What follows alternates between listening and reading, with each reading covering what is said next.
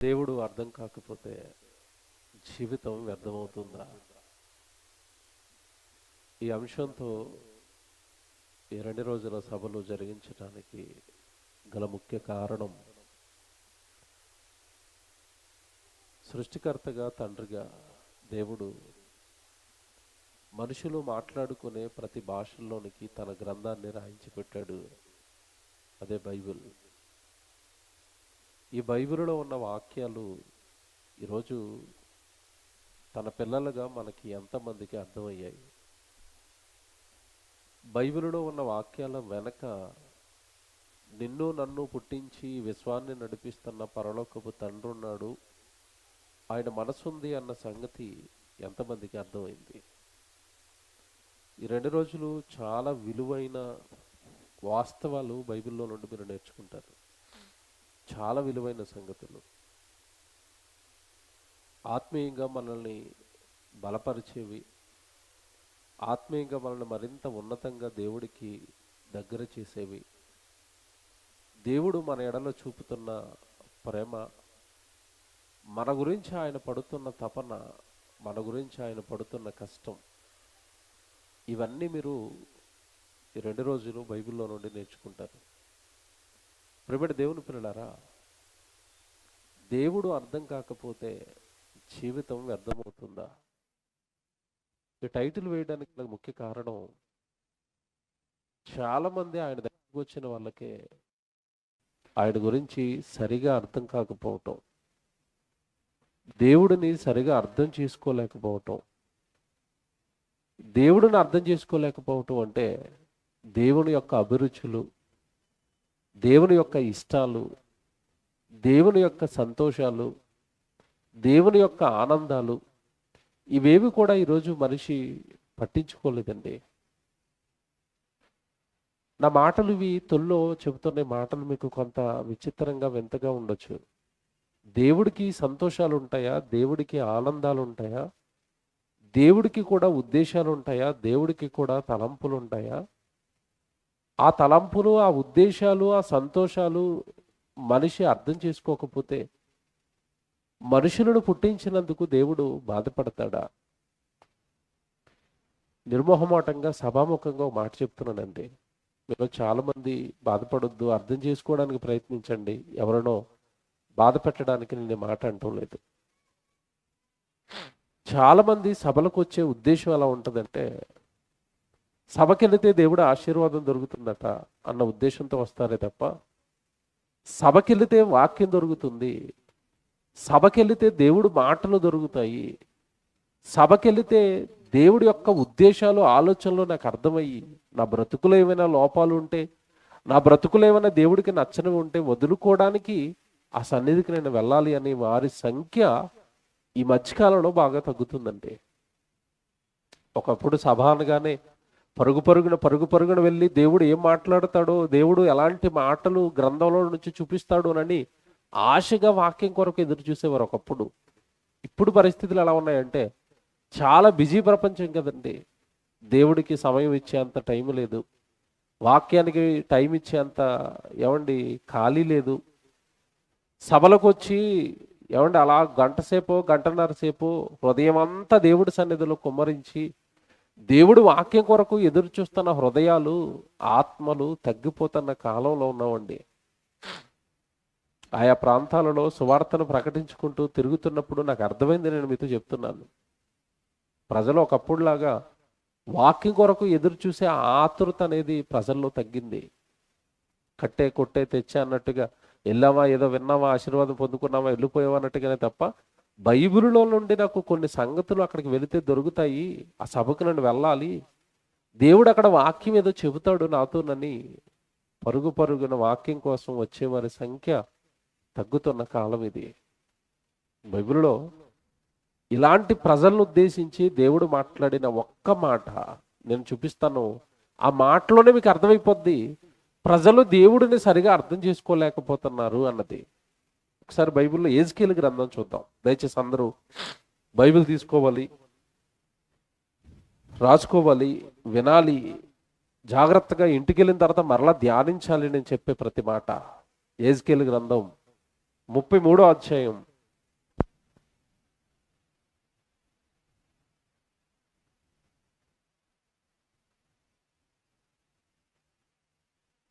33వ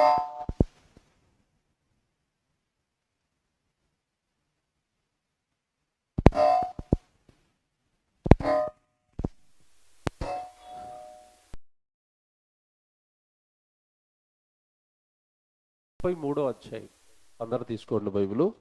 ఆ రోజు ప్రవక్త అయిన యెహెజ్కేలుని ప్రజల మధ్యలోనికి దేవుడు పంపిస్తున్నాడండి. తన మాటలు చెప్పమని, వాక్యం చెప్పమని పంపిస్తున్నాడు. పంపిస్తున్నప్పుడే ప్రవక్తకి ఏమని చెప్తున్నాడో దేవుడు చూడండి. అంటే ప్రజల మనసులు, హృదయాలను స్కాన్ చేసిన దేవుడు ప్రజల మధ్యలోనికి తన వాక్యం చెప్పడానికి ప్రవక్తను, సేవకుడును పంపిస్తూ అతనితోనే దేవుడు ఏమని మాట్లాడుతున్నాడో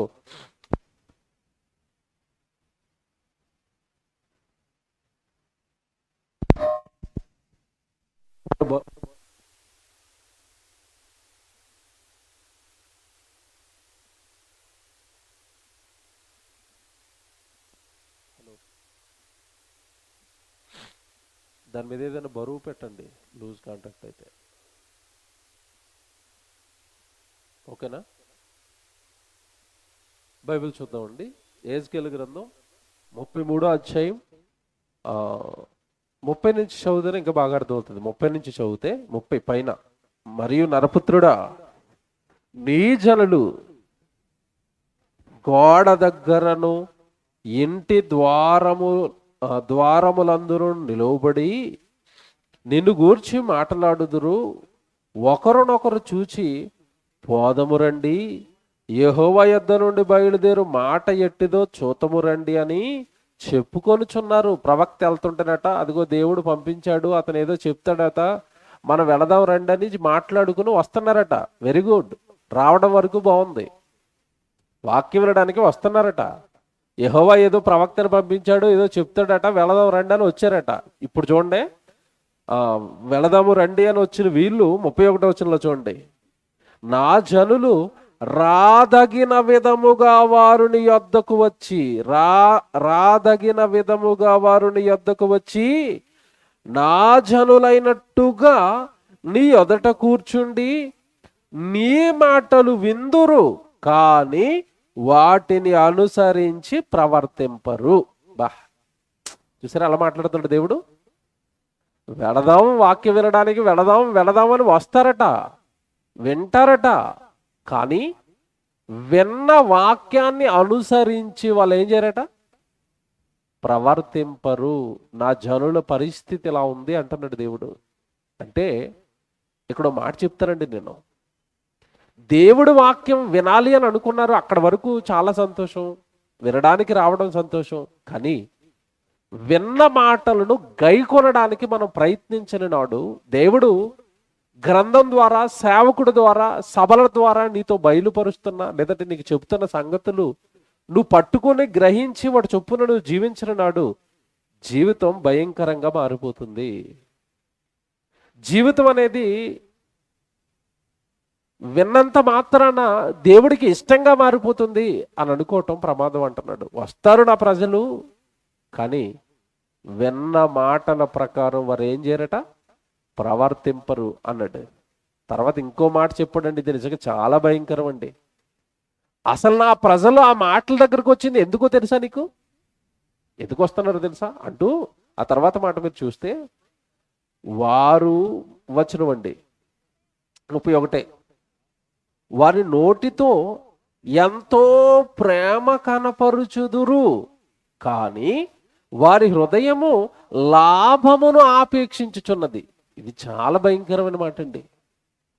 దేవుడి మీద ప్రేమ ఉన్నట్టుగా వచ్చారు, కానీ ఆ వచ్చిన హృదయాలన్నీ కూడా దేవుని పేరట లాభాన్ని ఆపేక్షిస్తున్నాయి అన్నట్టు. ఏమండి, మొదట్లోనే ఎలాంటి మాటలు చెప్తున్నారు ఏంటండి అని బాధపడుద్దే. మిమ్మల్ని ప్రేమించి చెప్తున్నానండి. ఇది మీకు చాలా విలువైన సమాచారం ఇస్తానండి ఈ 2 రోజులు. నిజంగా చెప్తున్నాను, ఈ 2 రోజులు సభల్లో కూర్చొని మీరు చాలా అదృష్టవంతులండి.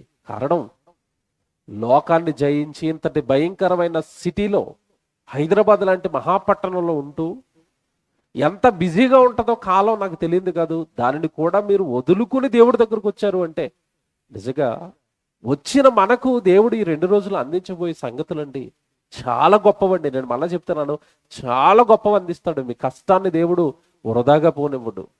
గ్రంథంలో మీకు అవసరమైన సంగతులు చాలా అందిస్తాడు దేవుడు.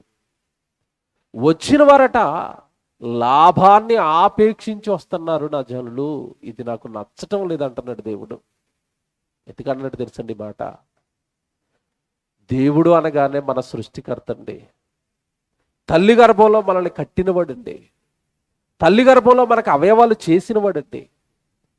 తల్లి గర్భంలో 270 రోజులు తల్లి కానీ తండ్రి కానీ లోకంలో ఎవరి సహాయం లేనప్పుడు సహాయకుడుగా ఉండి నిన్ను కన్నవాడు, తల్లి గర్భంలో నిన్ను పెంచినవాడు, నీకు అవయవాలు చేసినవాడు, ఉమ్మనీటిలో క్షేమంగా నిన్ను 9 నెలలు కని పెంచినవాడు దేవుడు.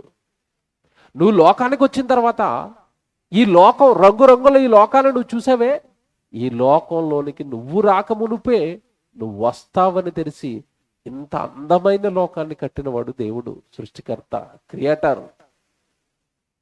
నీ శ్రేయస్సు కోరేవాడు, నీ మేలు కోరేవాడు, నిన్ను కన్నవాడు, నిన్ను పెంచుతున్నవాడు, అనుక్షణం నీ గురించి ఆలోచిస్తున్నవాడు, నీకు ఊపిరి రూపంలో, నీకు ఆయుష్కాలం రూపంలో తన ప్రేమను ఎప్పుడూ అందించేవాడే పరలోకంలో ఉన్న కన్న తండ్రి. ఆ దేవుడి దగ్గరికి ప్రేమతో రావాలి తప్ప, ఇంతగా నన్ను ప్రేమిస్తున్న నా తండ్రి సభలట, ఇంతగా నన్ను ప్రేమిస్తున్న నా తండ్రి కొరకు జరుగుతున్న ఆరాధనట, ఇంతగా నన్ను ప్రేమిస్తున్న నా తండ్రి కొరకు జరుగుతున్న ప్రార్థనట అని దేవుడి మీద ప్రేమతో సభకు రావాలి, దేవుడి మీద ఇష్టంతో సభకు రావాలి, దేవుడి గురించిన జ్ఞానం నేర్చుకోవడానికి సభకు రావాలి. కానీ వస్తున్న వాళ్ళట ఎంత దారుణంగా మాట్లాడాడు చూసారండి దేవుడు. అక్కడ ఆ రోజు జనాంగం గురించి మాట్లాడుతున్నాడు. ఏమని? వారి నోటితో ఎంతో ప్రేమ కనపరుచుదురు, దేవుడు అంటే మాకు ఇష్టమే అన్నట్టుగా నోటితో మాట్లాడుతున్నారట. కానీ వారి హృదయము లాభాన్ని ఆపేక్షిస్తుంది, లాభాన్ని కోరుకుంటుంది, లాభాన్ని కోరుకుంటుంది. ఏమంటే ఇది సభాముఖంగా చెప్తున్నానండి, మీకు అర్థం కావడానికి చెప్తున్నానండి. ఇది నేను సువార్తకు తిరుగుతానండి ఎక్కువగా. సువార్తకి తిరుగుతున్న క్రమంలో ఒక సేవకుడు నాకు పరిచయం అయ్యాడు. తను పరిచయం చేసుకున్నాడు. ఏమైనా పరిచయం చేసుకున్నాడు అంటే, నేను సేవకుడండి అన్నాడు. సేవకుడు అనేసరికి సాటి సేవకుడుగా నాకు ప్రేమ ఎక్కువ. అమ్మో సేవ చేస్తున్నాడట, సంఘం ఉందట అనగానే నేను నమ్మానండి, దాన్ని నమ్మాను. ఎవడు నాకు అప్పుడప్పుడు మెసేజ్లు పెట్టేవాడు. మెసేజ్లు పెడుతున్నది చిన్న సంఘం అన్నయ్య, ఎప్పటికైనా మా సంఘంలో నీతో ప్రార్థన పెట్టించుకుంటాను అన్నాడు. ఇదంతా నేను నమ్ముతున్నాను, నిజం అనుకుంటున్నాను. ఎప్పటికైనా మీరు మా సంఘానికి రావాలి, మా సంఘంలో ప్రార్థన పెట్టించాలి అన్నాడు. అలాగే నన్నయ్య వస్తాను అన్నాడు. అంటూ నాతో మాట అన్నాడు. నా దగ్గర పెద్దగా డబ్బులు ఏమి ఉండవు అన్నయ్య, మాది పేద సంఘం అంటే. నేను మాట చెప్పాను, అయ్యా అక్కడ ప్రజలను కూర్చోబెట్టి అంతే వాక్యం వినడానికి. నా ఛార్జీలు నేను పెట్టుకుని నేను మీ దగ్గరకు వచ్చి మీ సంఘానికి వాక్యం చెప్పి వెళ్ళిపోతాను. నాకు ఏం అవసరం లేదు. మీకు వీలైతే నాకు అక్కడ ఉన్న ఆ 1 రోజు 2 రోజుల్లో కాస్త భోజనం పెట్టండి చాలు అన్నాను. సరేనన్నా అన్నాడు. అలాగ ప్రయాణం కొనసాగుతుంది. మధ్యలో ఫోన్ చేస్తున్నాడు. అన్న మా బాబుకు ఒంట్లో బాగోలేదు, హాస్పిటల్లో ఉన్నాను, చాలా దారుణంగా ఉంది, సీరియస్గా ఉంది, డబ్బులు లేవనేసరికి నా తోచిన సహాయం వల్ల నేను చేస్తూ ఉన్నానండి. అప్పుడప్పుడు 1000, 2000 అలా పంపిస్తూ ఉన్నాను. ఇక ఎప్పుడునండి సభ అన్నాడు, అదన్నాడు మర్చిపోయాడు. ఇక ఎప్పుడు నెలకు 2 నెలలకు ఫోన్ చేస్తున్నాడు. ఆ ఇబ్బంది అంటున్నాడు, ఈ ఇబ్బంది అంటున్నాడు, ఒంట్లో బాగోలేదు అంటున్నాడు, జ్వరం అంటున్నాడు, మెసేజ్ పెడుతున్నాడు, డబ్బులు వేయండి అని. నాకు ఎందుకో ఈ ప్రయాణం కొద్ది రోజులు అయిన తర్వాత సేవకుడైతే ఎప్పుడు ఇలా సాటి సేవకుడిని అస్తమాటు డబ్బులు అడగడే. సేవకుడు సాటి సేవకుడిని ఎప్పుడు డబ్బులు అడగడండి. ఎందుకంటే సేవ అనేసరికి పరిస్థితి ఎలా ఉంటుందో అందరికీ తెలుసు. నాకు ఎక్కడో చిన్న డౌట్ వచ్చింది. నమ్ముతాం కదండి దేవుడు ప్రేమను బట్టి. నమ్మాను. తర్వాత కొద్ది రోజులకి ఆ ప్రాంతంలో ఉంటున్న వేరే తమ్ముడు ఫోన్ చేశాడు నాకు. ఆ తమ్ముడితో చెప్పాను, అయ్యా ఒక సేవకుడు ఫోన్ చేస్తాడు మీ ప్రాంతం నుంచి, ఆయనకి బాగోలేదట, మీ వల్ల ఆయన సహాయం ఏమైనా చెయ్యండి, అస్తమాటు నేను ఒక్కడనే చేస్తానని ఆయన కొంచెం ఇబ్బందులు ఉంటున్నాడట అని ఆ తమ్ముడిని వాళ్ళ ఊరికి పంపించానండి. షాక్ అయిపోయాను నేనైతే. ఆ తమ్ముడు ఆ ఊరికి వెళితేనండి అక్కడ సంఘము లేదు, ఇతను సేవకుడు కాదు, ఏ పని పాట చేయకుండా జల్సాగా కుటుంబాన్ని పెంచకుండా పోషించకుండా జల్సాలకి మరిగండి ఇస్త్రీ బట్టలు వేసుకుని రోడ్డు మీద సుఖపడుతూ తిరుగుతున్నాడు. ఆ తమ్ముడు చెప్పేసరికి షాక్ అయిపోయాను నేను. ఈ ఉదాహరణ ఈ సందర్భంలో మీకు ఎందుకు చెప్పానంటేనండి, దేవుడిని అడ్డం పెట్టుకుని ఈరోజు చాలా మంది ఏం సంపాదించాలనుకుంటున్నారు? లాభం. ఆ మాట చెప్పాడు దేవుడు అక్కడ. పెదవులతో ప్రేమ కనుపరుస్తున్నారట, వాళ్ళ హృదయం మాత్రం ఏం ఆశిస్తుందట? లాభం. లాభం. దేవుడితో లాభము నష్టము వ్యాపారాన్ని ప్రారంభించాడు ఆ మనిషి. దేవుడిని అడ్డు పెట్టుకొని మనిషి వ్యాపారం ప్రారంభించాడా? లాభము నష్టము ఈ పదాలు ఎక్కడ వింటాను చెప్పండి? ఎక్కడ వింటారు ఇవి? వ్యాపారంలో. స్టాక్ మార్కెట్లో పెట్టుబడులు పెట్టానండి, లాభం నష్టం వచ్చేసిందండి, ఎక్కడ వింటున్నారు ఇవి? ఏదో చిన్నపాటి వ్యాపారం పెట్టానండి, నష్టం వచ్చిందండి, ఎక్కడ వింటున్నావు? లాభం నష్టం ఎక్కడ వింటాం ఇవి? వ్యాపారంలో. అది పట్టుకొచ్చి దేవుడి దగ్గర పెట్టారట. దీనికి దేవుడు చాలా ఫీల్ అయిపోయాడండి. నా పిల్లలు నా దగ్గరికి నా మీద ప్రేమతో రావాలి కదా, నేను కన్నాను కదా వాళ్ళని, ఈ సృష్టిని వాళ్ళ పాదాల కింద పెట్టాను కదా చేసి కష్టపడి. నా సృష్టిని అనుభవిస్తూ, నా జీవితాన్ని అనుభవిస్తూ, నేనిచ్చిన జన్మను అనుభవిస్తూ, నేనిచ్చిన కుటుంబాన్ని అనుభవిస్తూ, నేనిచ్చిన పిల్లలు సర్వం నాదే అన్నీ చేసిన నా దగ్గరికి రావడానికి లాభం అడుగుతున్నారు నా పిల్లలు అని బాధపడిపోయాడండి తండ్రి. బాధపడిపోయాడండి. బైబిల్లో చాలా సందర్భాలు ఉన్నాయి ఇలాంటివి. చాలా బాధపడిపోయాడండి. నా దగ్గరికి రావడానికి లాభం అడుగుతున్నారు నా పిల్లలు అంటున్నాడు. చాలా మంది అంటే ఇలాగే ఉన్నారండి. చాలా మంది ఇలాగే ఉన్నారు. దయచేసి దేవుని పిల్లలుగా మీరు అలా ఉండకండి. మీ తండ్రిని ప్రేమించండి. మిమ్మల్ని కన్నాడండి. మీ రాక కోసం జగత్తు పునాది వేయబడక ముందు నుంచి ఎదురు చూసాడండి. జన్మ అనగానే చాలా మందికి ఏదో అమ్మనాళ్ళకి వివాహం అయితే కలిగిన జన్మ అనుకుంటారు. ఈ జన్మ కాదండి. స్త్రీ పురుషుల కలయిక ద్వారా జరిగింది. నేను అప్పుడే పుట్టానని ప్రజలు అనుకుంటుంటే దేవుడు బైబిల్లో ఈ జన్మ గురించి ఎలాంటి మాటలు రాశాడు తెలుసండి? ఈ జన్మ గురించి ఎలాంటి మాటలు రాశాడు తెలుసా? ఎఫెసీయులకు రాసిన పత్రిక 1వ అధ్యాయము 4-6 వచనాలు మీరు చూడండి. ఎఫెసీయులకు రాసిన పత్రిక 1వ అధ్యాయము 4-6 వచనాలు మీరు చూడండి. ఎట్లనగా తన ప్రియుని యందు తాను ఉచితముగా మనకు అనుగ్రహించిన తన కృపామహిమకు కీర్తి కలుగునట్లు, ఇదిగో దేవుడు తన చిత్త ప్రకారముగా తన దయా సంకల్పము చొప్పున యేసుక్రీస్తు ద్వారా తనకు కుమారులుగా మనలను స్వీకరించుటకై, ఈ పదాలు అండర్లైన్ చేసుకోండి ఇక్కడి నుంచే, మనలను ముందుగా తన కోసము నిర్ణయించుకొని, ఈ పదం చూడండి, మనలను ముందుగా తన కోసము నిర్ణయించుకున్నాడు. మనలను ముందుగా తన కోసం కావాలనుకున్నాడు ఈ భూమి మీద. అందుకే ఈ తరంలో, ఈ రూపాలతో, ఈ ప్రాంతాలలో, ఈ దేశంలో, ఈ రాష్ట్రంలో దేవుడు మిమ్మల్ని పుట్టించాడు. చెప్తాను, చాలా మంచి విషయం అది. మనలను ముందుగా తన కోసము నిర్ణయించుకొని మనము తన ఎదుట పరిశుద్ధులమును నిర్దోషులమునై ఉండవలనని జగత్తు పునాది వేయబడక మునుపే ప్రేమ చేత ఆయన క్రీస్తులో మనలను ఏర్పరుచుకున్నాడు. ఎప్పుడు ఏర్పరుచుకున్నాడు చెప్పండి మనల్ని? ఎప్పుడు కావాలనుకున్నాడు చెప్పండి మనల్ని? జగత్తు పునాది వేయబడక ముందే నువ్వు కావాలని కోరుకొని ఈ జగత్తులోనికి నిన్ను తీసుకుని రావడానికి మొట్టమొదటి మానవుడైన ఆదాములో నిన్ను నన్ను ఈ రోజు భూమి మీద ఉన్న ఈ కోట్ల మందిని పట్టుకొచ్చి ఆదాములో పెట్టి ఒకరి నుండి ప్రతి జాతి మనుషులను ఈ భూమి మీదకి దేవుడు తీసుకుని వస్తే, ఒకే తండ్రి గర్భాన్న ఒకే దేవుడు కన్నగా ఎవడి ఈ భూమి మీద ఉన్న మనుషులు విస్తరిస్తే, మనుషులు కులాలుగా మతాలుగా విడిపోయి దేవుడులను విడగొట్టి నాకో దేవుడని నీకో దేవుడని దేవుడిని విడగొట్టారు. మనుషులు విడిపోయారు. జగత్తు పునాది వేయబడక మునుపే నీ రాక కోసం నీ దేవుడు ఎదురు చూశాడన్న సంగతి మర్చిపోయాడు. ఎవడి 60-70 ఏళ్ల ఈ జీవితంలో బ్రతకడానికి ఈ రంగుల లోకం పైన ఆశలు పెంచుకుని లాభము నష్టము అని లోకంలో లెక్కలు వేసుకున్నట్టుగానే జగత్తు పునాది వేయబడక ముందు పుట్టించిన దేవుడి దగ్గరకు వచ్చి కూడా దేవుడి దగ్గరికి వస్తే మాకు ఏం లాభం దొరుకుతుంది అంటాడు.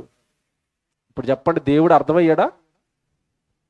దేవుడితో లాభసాటి వ్యాపారాన్ని మనిషి ప్రారంభించాడు అంటే అసలు దేవుడి కష్టం భూమి మీద ఉన్న మనుషులకి ఏమర్థమైంది చెప్పండి? ఏమర్థమైంది?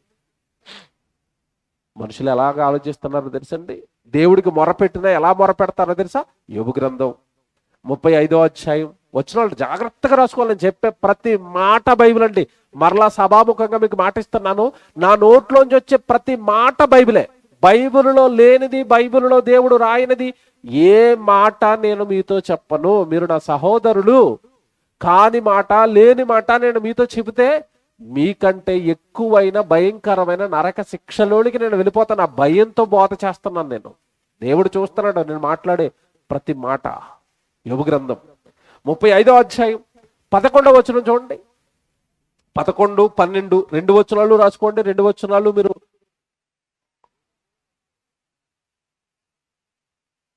భూజంతువుల కంటే మనకు ఎక్కువ బుద్ధి నేర్పుచు దేవుడట భూజంతువుల కంటే మనకి ఎక్కువ బుద్ధి ఇచ్చాడట.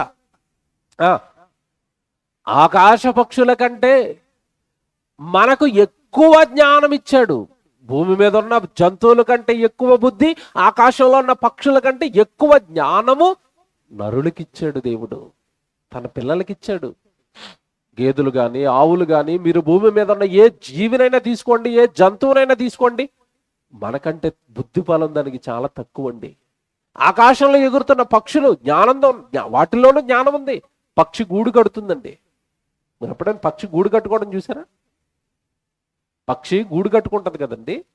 ఆ గూడు మీరు కట్టగలరా చెప్పండి? మీరు కట్టగలరా? ఒక కొబ్బరాకు, ఒక కర్ర, ఏమండి చెట్ల నుంచి రాలి పడిపోయిన వెండు పుల్లలు, ఇవన్నీ పట్టుకెళ్ళండి, అది ఇల్లు కడుతుందండి. అసలు సూపర్ ఉంటుందండి దాని ఇల్లు, పక్షి ఇల్లు. అలా ఇల్లు కట్టుకోవడానికి కూడా పక్షికి జ్ఞానం, దాని బుర్రలో ఆ తెలివిని, బుద్ధిని పెట్టింది ఎవరు? దేవుడు. ఇంకో మాట చెప్పనా? ఎంత కాలమైనా పక్షి గూళ్ళు కట్టిందే తప్ప నీకులాగా ఏమైనా బంగ్లాలు, బిల్డింగులు కట్టిందా? బాగా ఆలోచించండి. ఎంతకాలమైనా ఆకులతో గూడు కట్టుకోవడమే అది. మన పూర్వీకులు ఇల్లు దేంతో కట్టారు చెప్పండి? దేంతో కట్టారు? తాటాకిల్లు, కొబ్బరాకిల్లు. ఇప్పుడున్న పిల్లలకి తెలియదు కానీ పాత వాళ్ళకి తెలుసు అవి. మనం దాంట్లోనే కదండి ఉన్నాం. ఒకప్పుడు కొబ్బరాకు ఇంట్లో ఉన్నాం, తాటాకి ఇంట్లో ఉన్నాం. తర్వాత ఏం చేశారు చెప్పండి? తర్వాత ఏం మారింది చెప్పండి? పెంకుటిల్లు వచ్చింది. ఆ పెంకు కూడా చిన్న పెంకు, ఎంతే ఉండేది, నార చేత అంత సైజు ఉంటుందండి పెంకు. చిన్న పెంకు అంటారు దాన్ని. చిన్న పెంకుటిల్లు కట్టాడు. ఈ చిన్న పెంకుటిల్లు కట్టిన తర్వాత తలపోటు ఏంటంటే, ఏ కోతో ఏమన్నా, ఏ జంతువో ఏదైనా పడిందంటే పెంకులు మొత్తం రాలిపోతున్నాయి. ఇదేదో కష్టంగా ఉందని చిన్న పెంకుని కాస్త పెద్ద పెంకు చేశాడు. తెలుసు కదా, ఈ సైజు పెంకులు వచ్చాయి, పెద్ద పెంకులు. ఆ పెద్ద పెంకులతో బాగానే నడిచింది కొద్ది కాలం. వీటితో కూడా ఇబ్బంది ఏంటంటే, ఏదైనా వర్షం వచ్చినా, గాలి దుమ్ము వచ్చినా ఎగిరిందంటే కింద పడితే ఎవడొకటి బుర్ర పగిలిపోతుంది, అది కింద పడితే పెంకు పగిలిపోతుంది. ఇదేదో చాలా కష్టంగా ఉందని ఆలోచించాడు. కొద్ది రోజులకి పెంకు ఎగిరిపోయింది. ఏమొచ్చింది చెప్పండి? రేకు తయారు చేశాడు, రేకేశాడు, రేకిల్లు వెళ్ళిపోయింది. తర్వాత స్లాబ్ వేశాడు. ఒకప్పుడు ఒక స్లాబ్ వేసిన ఇల్లు కట్టుకుంటే అమ్మో స్లాబ్ ఇల్లు కట్టాడండి, పక్కా ఇల్లు కట్టాడండి అనేవారు. ఇప్పుడు ఒక స్లాబ్ కట్టాడు ముందు, తర్వాత ఇంకో ఫ్లోర్ వేసాడు, తర్వాత ఇంకో ఫ్లోర్ వేసాడు. హైదరాబాద్లో మెయిన్ రోడ్డుకి వెళ్ళండి, ఎన్ని ఫ్లోర్లు కనబడుతున్నాయి మీకు? ఎన్ని ఫ్లోర్లు కనబడుతున్నాయి? 35 ఫ్లోర్లు, 40 ఫ్లోర్లట. కరెంటు పోతే పరిస్థితి ఏంటండి? 35వ ఫ్లోర్లో ఇల్లు కొనుక్కున్నాడండి, కరెంటు పోయి లిఫ్ట్ పని చేయట్లేదు. పరిస్థితి ఏంటి చెప్పండి? మనిషి డెవలప్మెంట్ అండి. కానీ పక్షి చూశారు, అది ఎప్పుడు ఏ గూడు కట్టుకుందో ఈ రోజు అదే గూడు కడుతుంది. అది ఏమైనా మనకలా స్లాబ్లు వేసిందా? వెయ్యదు. ఎందుకు వెయ్యదు? దానికి అక్కడ వరకే బుద్ధి పెట్టాడు. దానికంటే ఈ బుద్ధి, జ్ఞానం దేవుడు మనకి ఎక్కువ ఇచ్చాడు. జంతువు కంటే ఎక్కువ బుద్ధి, ఆకాశ పక్షుల కంటే ఎక్కువ జ్ఞానం మనకిచ్చాడు. ఇంతకీ మమ్మల్ని ఎందుకంటే ఇంత బుద్ధితో, ఇంత జ్ఞానంతో, ఇంత తెలివితేటలతో మమ్మల్ని ఎందుకు పుట్టించారు దేవా అంటే ఇప్పుడు చెప్తాడు. చూడండి, బాగా చదవండి. వచ్చును యోబు గ్రంథం 35వ అధ్యాయం 11వ వచనం చూడండి.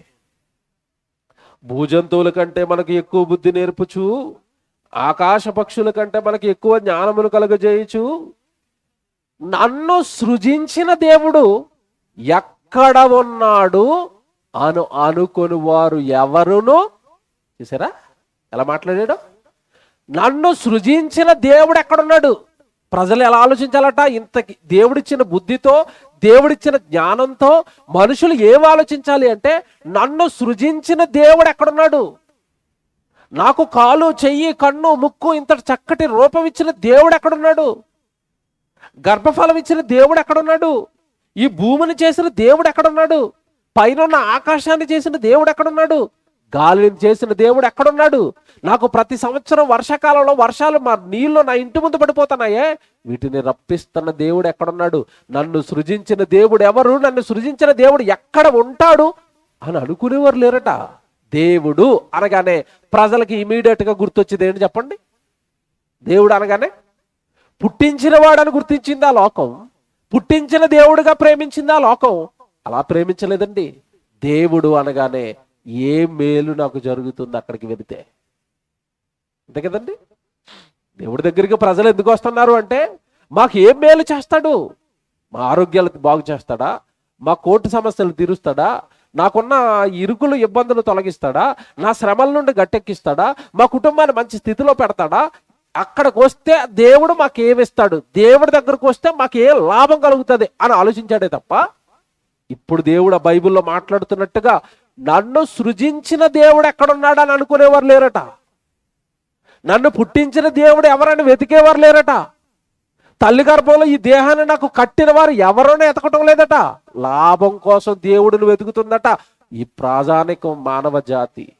బాధపడుతున్నాడండి. ఇలా వెతికారా? నేను మీకు అర్థం కాలేదంటున్నాడు దేవుడు. నన్ను సృజించిన వాడు ఎక్కడున్నాడని వెతకాలి, నన్ను ఎవరు చేశారని వెతకాలి, నన్ను ఎవరు కలిగించారని వెతకాలి, అసలు నన్ను ఎందుకు పుట్టించాడని వెతకాలి. ఈ లోకంలో 60-70 ఏళ్ళు మాత్రమే నేను ఎందుకు బ్రతుకుతున్నానని దేవుడిని అడగాలి. 60-70 ఏళ్ళ నా జీవితం ముగిసిన తర్వాత నేను ఎక్కడికి వెళ్ళిపోతున్నాను తండ్రి? ఎందుకు పుట్టించారు? ఎందుకు ఈ లోకంలోనికి నన్ను తీసుకుని వచ్చారు? ఎందుకు తల్లి గర్భంలో దేహాలు ఇచ్చారు? మరణం తర్వాత నన్ను ఎటు తీసుకెళ్తున్నారు? అసలు నేను ఏంటి? నేను ఎందుకు పుట్టాను? నన్ను కన్న మీరు నాకు ఇవన్నీ చెప్పండి అని సృష్టికర్త దగ్గరకు సృష్టింపబడిన మనుషులు వచ్చి జ్ఞానం అడగాలి. ఎందుకు వస్తున్నారా ఈరోజు? నిందా చదివించాను కదండి. నోటి మాటతో ఏమంటే నోటి మాటలేమో ప్రేమతో పలుకుతున్నారట, హృదయం మాత్రం దేవుడి దగ్గరకు వచ్చి ఏమడుగుతుందట? లాభం. మాకే లాభం జరుగుతుంది? ఏమంటే మీరు కూడా చూసుంటారు, యూట్యూబ్లో ఒక వీడియో చూశానండి, వీలైతే రేపు వేస్తాను. అది ఒక చోట చిన్న ప్రచారం చేశారండి ఊర్లో. ఏం ప్రచారం చేశారంటే, లేటెస్ట్గా ఒక చిన్న దేవుడు ఉన్నాడట, అక్కడికి వెళితే మనకి చాలా మేలు జరుగుతుందట, చాలా గొప్పగా అక్కడికి వెళ్ళిన వాళ్ళందరికీ ఆశీర్వాదాలు దొరుకుతున్నాయట అని చిన్న ప్రచారం జరిగింది ఊర్లో. అతనండి వెంటనే మేలు జరుగుతుంది అనేసరికి అందరూ అక్కడికి వెళ్ళిపోతున్నారు, పూజ చేస్తున్నారు, అంత బాగుంది బాగుంది. ఊర్లో అందరూ వెళ్ళిపోతుంటే ఓ చదువుకున్న వ్యక్తి ఉన్నాడు ఆ ఊర్లో. పాపం కొంచెం చదువుకోలేదండి ఆ ఊర్లో.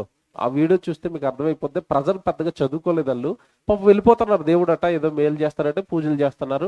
ఈలోపు ఆ ఊర్లో కుర్రోడు, చదువుకున్న కుర్రోడు ఉన్నాడు. అందరూ వెళ్తుంటే ఎక్కడికి వెళ్తున్నారు మీరని ఆ కుర్రోడు కూడా వెళ్ళాడు జరుగుతున్న చోటకి. మీరు కూడా చూసారు చాలా మంది. ఆ వీడియో వెనక్కున్న హిస్టరీ వాట్సాప్లో యూట్యూబ్లో తిరిగిందండి. ఎందుకు అక్కడికి వెళ్ళేసరికి వీళ్ళు పూజ చేస్తున్నది, మొక్కుతున్నది దేనికో తెలుసండి?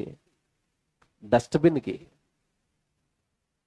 కంగారు తెలుసు కదండి మీకు? కంగారు తెలుసా? ఆస్ట్రేలియాలో ఉంటుంది. దానికి కడుపు ఎంత ఉంటుంది, పిల్లలు అందులో పెట్టుకుంటుంది. ఆ రూపంతోనండి కంగారు ఇలా కూర్చునండి డస్ట్బిన్ రూపంలో ఒక డస్ట్బిన్ తయారు చేశారు. అది ట్రాన్స్పోర్ట్ అవుతూ లారీలోంచి ఎక్కడో కింద పడిపోయింది. అది ఆ కింద పడిపోగానే ఆ రూపాన్ని చూసి వాళ్ళు ఏమనుకున్నారంటే, ఏదో దేవుడు ఇక్కడ పూజ చేస్తే బంద్ జరుగుతుందండి. ఇంతకీ అందరూ వెళ్ళి పూజ చేస్తున్నది డస్ట్బిన్కి. ఈ చదువుకున్న కుర్రోడు వెళ్ళాడు, ఇదేంటో దీనికి పూజ చేస్తున్నది, ఇది మా సిటీస్లో డస్ట్బిన్ కింద వాడతారంట. అయ్యో డస్ట్బిన్ అన్న అప్పుడు అక్కడి నుంచి వెళ్ళిపోయారు ప్రజలందరూ. ఈ ఉదాహరణ మీకు ఎందుకు చెప్పాను తెలుసండి? దేవుడు అనగానే ఇంకా వెనక ముందు ఏం ఆలోచించట్లేదండి. వెళితే మాకేం చేస్తాడు చెప్పండి, వచ్చేస్తాం మేము. అది డస్ట్బిన్ అయినా పర్వాలేదు, ఇంకేదైనా పర్వాలేదు. అంతే తప్ప లాభం కోసం దేవుడు వెనకాల తిరుగుతున్నారు తప్ప. ఇప్పుడు మీకు చదివించిన వచనం, నన్ను సృజించిన దేవుడు ఎక్కడ ఉన్నాడా అని అనుకుని వారు ఎవరునో, సృష్టికర్త ఎవరని ఆలోచించడం లేదట. దేవుడు అనగానే లాభాల కోసం పరిగెడుతున్నారట. ఇలా ఉండొద్దు అంటున్నాడండి దేవుడు.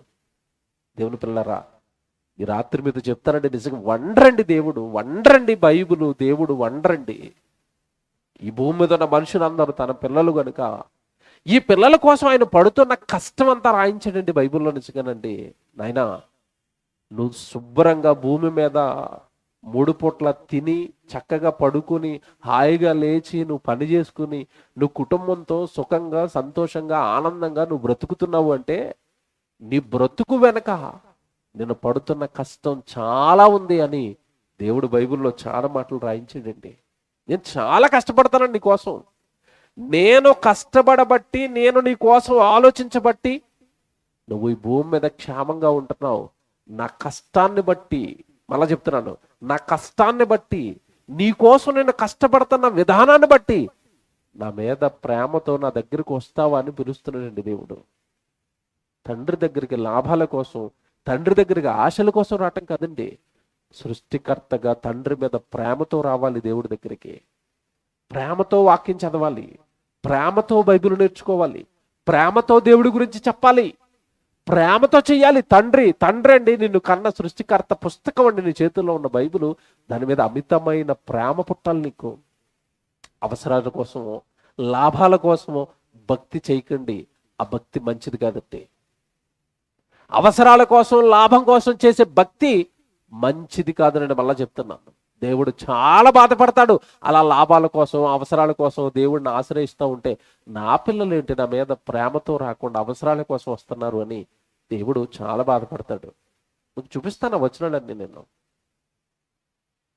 బైబిల్లో యేసుక్రీస్తుల వారు మీకు తెలియంది కాదు, ఆయన బ్రతుకున్న కాలంలో చాలా అద్భుతాలు చేశాడు, సూచక్రియలు చేశాడు, వచ్చిన వాళ్ళకి భోజనాలు పెట్టాడు. సూచక క్రియ చేసినా భోజనం పెట్టినా ఇదంతా యేసుక్రీస్తుల వారు ఎందుకు జరిగిస్తున్నారు అంటే వచ్చిన వాళ్ళు వాక్యం వినాలి అన్న ఉద్దేశంతో ఇవన్నీ జరిగిస్తున్నాడు. కానీ ఆ రోజున్న ప్రజలు అలా అర్థం చేసుకున్నారు యేసుప్రభుని అంటే, యేసుప్రభు దగ్గరికి వెళ్తే భోజనాలు పెడతాడు, యేసుప్రభు దగ్గరికి వెళ్తే రోగాలు తీస్తాడు, యేసుప్రభు దగ్గరికి వెళ్తే మనకేమైనా సమస్యలు ఉంటే తీసేస్తాడు, కనుక ప్రభు దగ్గరికి అవి మాత్రం నెరవేర్చుకుందామని తండాలుగా యేసుక్రీస్తుల వారి దగ్గరికి వస్తున్నారండి జనం.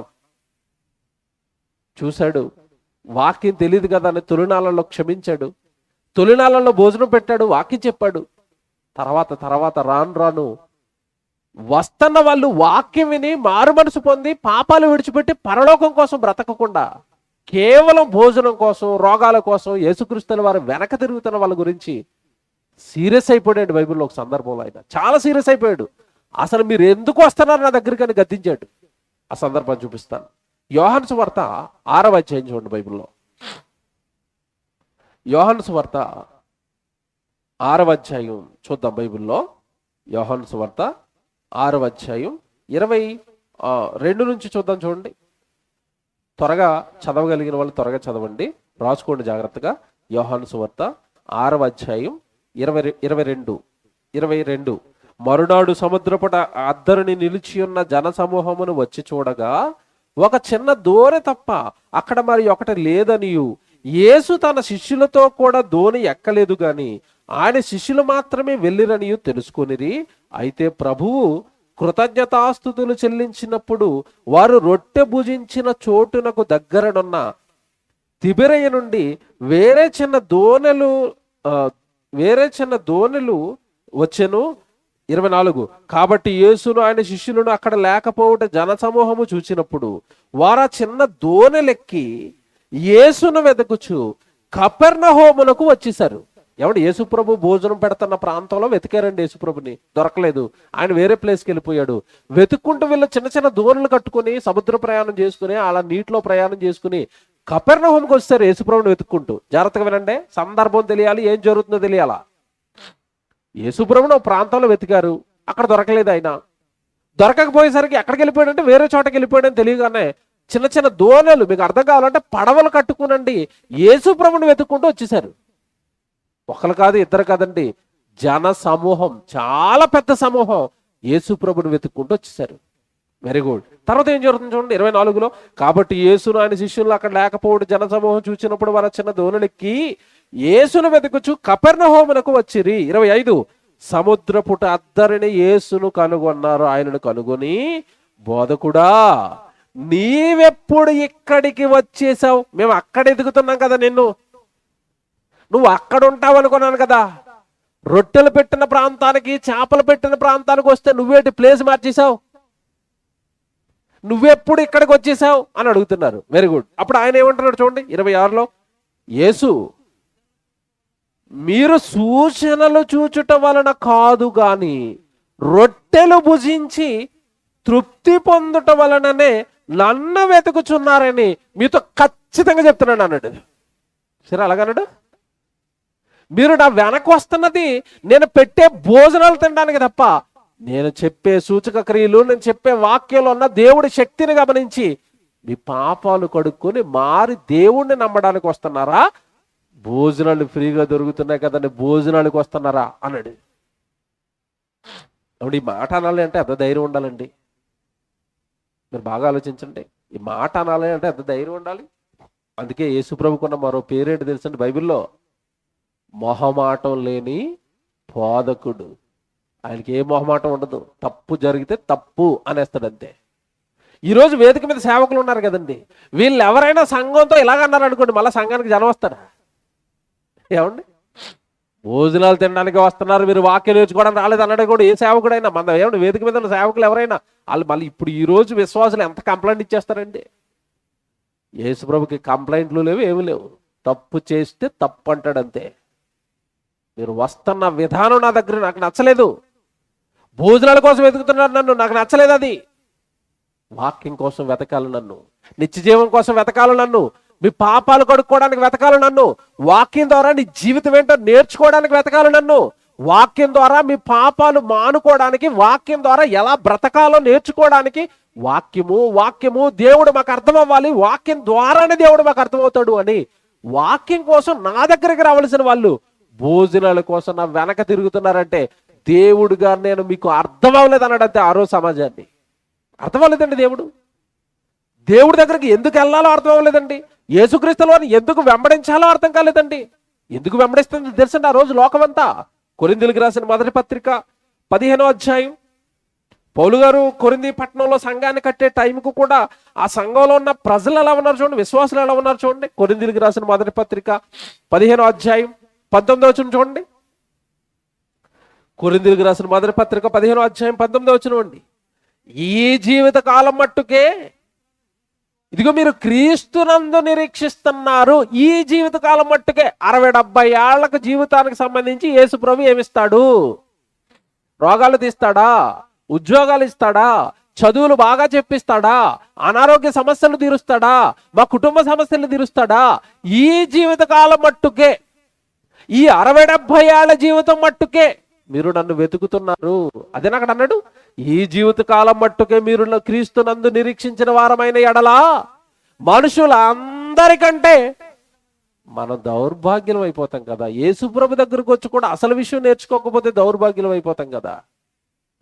యేసుప్రభు దగ్గరకు వచ్చి కూడా జ్ఞానం కలిగిన జ్ఞానవంతుడి దగ్గరకు వచ్చి కూడా పరలోక జ్ఞానం, పాతాళలోక జ్ఞానం, ఈ జీవితం అయిపోయిన తర్వాత మరో జీవితము దేవుడు కన్నాడు, జగత్తు పునాది వేయబడక మునుపు మన గురించి ఎదురు చూశాడు, ఈ 60-70 ఏళ్ల జీవితాన్ని నేను దేవుడికి ఇవ్వాలి. ఈ సంగతులన్నీ నీకు యేసుప్రభు దగ్గరకు వచ్చిన తర్వాత కూడా అర్థం కాకపోతే నిన్ను ఎవరు బాగు చేస్తారు? ఇక సంఘంలోకి వచ్చిన తర్వాత కూడా అర్థం కాకపోతే ఎలాగా? ఈ 60-70 ఏళ్ల జీవితం కోసం ప్రభువుని నమ్మితే ఎలాగా అంటున్నాడు పౌలు గారు అక్కడ. నేను అంటాం లేదు, అది పౌలు గారి మాట, పౌలు గారి మాటది. దేవుని పిల్లరా, దేవుడు అర్థం అవ్వలేదా? కన్నాడు అని అర్థం అవ్వలేదా? కన్నవాడి దగ్గరకు ఆయన కోరుకున్నట్టుగా నువ్వు వస్తే, ఆయన చెప్పినట్టుగా నువ్వు బ్రతుకుతుంటే, ఎవడు ఇంకో మాట చెప్తాను నేను, అలాగే అదేంటండి మరి దేవుడి దగ్గరకు వచ్చి లోక సంబంధమైన అడగకూడదంటే, మీకు విషయం తెలుసండి, నిజంగా నువ్వు వాక్యాన్ని బట్టి నన్ను కన్నాడు దేవుడు, నన్ను రక్షించడానికే యేసుక్రీస్తుల వారిని బలివేశాడు, నా పాపాల కోసం మహనీయుడు సిలువలో మరణించాడు, ఆయన రక్తం అంతా నా పాపాల కోసం కారిపోయింది అని పాపాన్ని కడుక్కోవడానికి, పరలోకం చేరడానికి గనక నువ్వు దేవుడి దగ్గరకు వస్తే, మళ్ళీ చెప్తాను జాగ్రత్తగా వినండి, నేను కోరుకున్న భక్తి కనుక నీలో ఉంటే, దేవుడిచ్చిన అభయం ఏంటో తెలుసా? దేవుడిచ్చిన గొప్ప ఆజ్ఞ ఏంటో తెలుసా? బైబిల్లో గొప్ప ధైర్యం ఏంటో తెలుసా? మీరు నా పిల్లలుగా మీరు భూమి మీద బ్రతుకుతున్నప్పుడు మీకు అక్కరగా ఉన్నవేవో నాకు తెలుసు, మీరు అడగక మునిపే అవన్నీ నేను మీకు అనుగ్రహిస్తాను అన్నాడు. తెలుసా బైబిల్ ఇది? చూస్తారా ఆ మాట కూడా? మత్తయి సువార్త 6వ అధ్యాయం, మత్తయి సువార్త 6వ అధ్యాయం. దేవుడండి, మీరు నా ఇష్టానుసారం బ్రతకండి, నా వాక్యానుసారం బ్రతకండి, మీకు ఏం కావాలో నేను చూసుకుంటాను అన్నాడు.